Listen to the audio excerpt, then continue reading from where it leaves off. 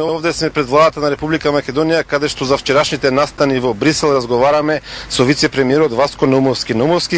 Читајќи извештаи за вчерашниот настан во Брисел, добив впечаток дека не е конкретно, не е јасно што точно е пораката од Брисел. Што можеме да протолкуваме од вчерашните средби во Брисел? Па вчера во Брисел се одржа Совето за стабилизација и асоцијација. Пораките од него се прилично јасни. Клучниот момент е дека според Еврокомесарот за проширување, Европската комисија останува на својата позитивна препорака од минатата година и дека доколку повторно би требало да се оцени Република Македонија, таа препорака повторно би ја добиле. За напоменување е тоа дека Република Македонија продолжува со реформите и тоа беше на еден објективен начин оценето и од страна на нашите пријатели во Европската комисија. Сигурни сме дека во извештајот кој што ќе биде објавен во ноември оваа година ќе биде објективно забележен и напредокот во сите области кои што се предмет на овој извештај. Ние заедно со министерот Милошовски ги образложивме најновите чекори и активностите кои што се спроведуваат во сите области, на што наидовме на една поддршка од страна на Европската комисија и останатите европски институции да продолжиме со истата динамика. Суштинско е дека Република Македонија е на вистинскиот пат, на патот на реформите кои што ќе ја приближат до полноправното членство во Унијата. Доволно ли се наредниве 3-4 месеци до ноември да се исправат сите оние сугестии кои што ни беа дадени лани и во текот на оваа година, со оглед на тоа што на пример вчера беше изразена загриженост дека на почеток на годинава имало проблеми со македонските реформи. Уште од објавувањето на извештајот во октомври минатата година ние започнавме со нашите планови за елиминирање на сите слабости и во поглед на усвојување на законодавството, но и во поглед на имплементација на тоа законодавство, но и секако во сите други активности. Ние сме убедени дека во ноември ситуацијата која што ќе биде објаснета во извештајот ќе забележи напредок во сите области, секако дека и после ноември 2010 година Република Македонија ќе има уште многу домашни задачи да ги заврши со евентуалниот почеток на преговорите. Ние ќе имаме уште многу работа, но такви документи со дополнителни препораки ние ќе добиваме се до моментот кога ќе станеме полноправна членка на Унијата. Најпосле Република Македонија не е подготвена да стане држава членка на Европската Унија утре, туку има уште многу да се сработи. Ние сме целосно подготвени да ги вложиме нашите максимални капацитети за исполнување на сите критериуми за членство. Политичкиот диалог очигледно е тема за која што вчера разговаравте, е тема која што не згрозува би рекол сите нас кои што ги следиме случајната во собранието последниве 20 на дена.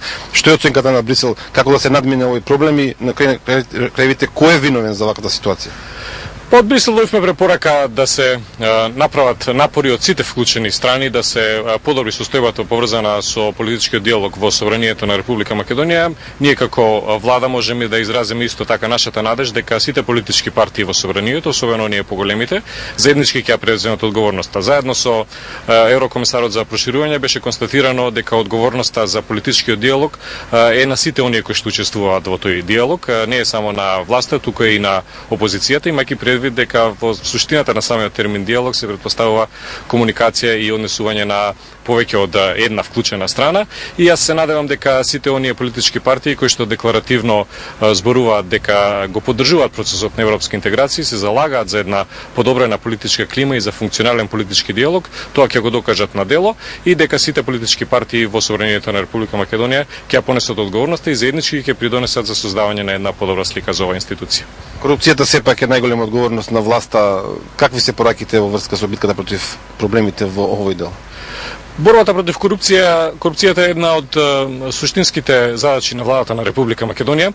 Ние како држава во изминатите неколку години имаме значителен напредок на ова поле, што се отсликува меѓу другото и во рангирањата на меѓународните организации. Секако дека се уште има случаи на корупција, секако дека борбата против корупцијата никогаш нема да запре. Она што останува како наш приоритет во наредниот период е да продолжиме со сите оние активности за регистрирање и за казнување на случаите на корупција, како што тоа беше во изминатиот период. Да се потсетиме само дека во изминатите неколку месеци имаше повеќе случаи со десетици вклучени лица кои што беа притворени, понатаму и процесуирани во судски постапки во случаи на корупција во здравството, во образованието, во царината и така натаму, што покажува дека оваа влада е целосно посветена на елиминирање на оваа.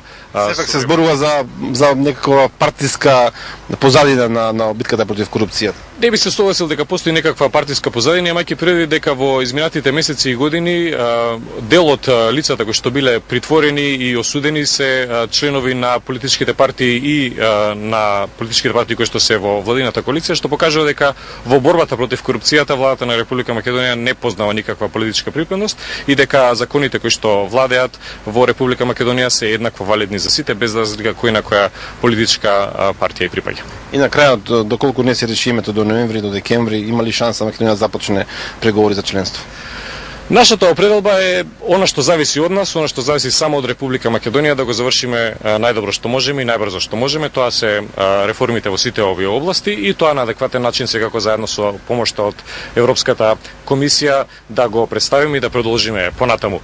Решението за овој долгогодишен спор и за ова прашање кое што е наметнато од страна на Република Грција зависи од искреноста и волјата на двете страни. Доколку ова прашање зависи само од Република Македонија, прашањето одамна ќе беше разрешено.